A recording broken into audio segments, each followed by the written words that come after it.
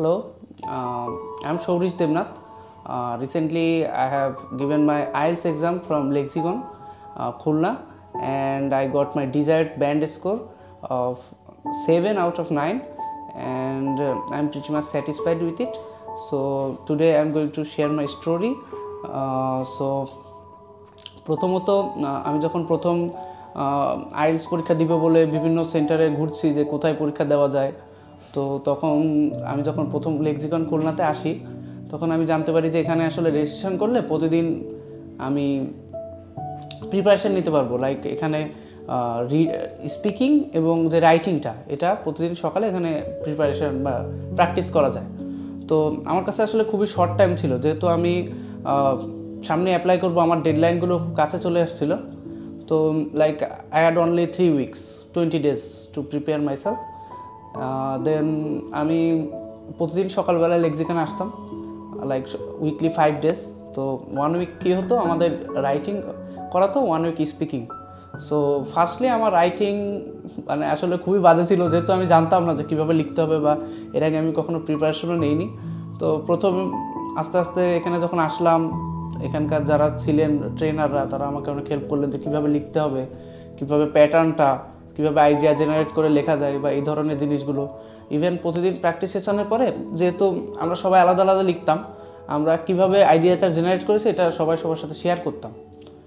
এবং স্পিকিংয়েও সেম, আমাদের স্পিকিংয়ে যে উইকে স্পিকিং করতাম সেই উইকে কী করতাম, আমরা কিউ কার্ড এক একজন করে স্পিকিংটা প্র্যাকটিস করতাম।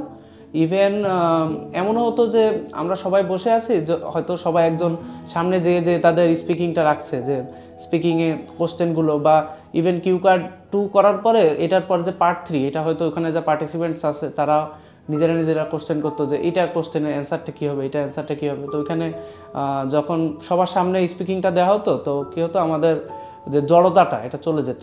তো এই জিনিসটা অনেক হেল্প করছে আমার লেক্সিকনে। আর এছাড়াও মক টেস্ট আমি দিয়েছি এখানে মনে হয় 4টা, এবং মক টেস্টগুলো একদম অরিজিনাল এক্সামের মতোই ছিল।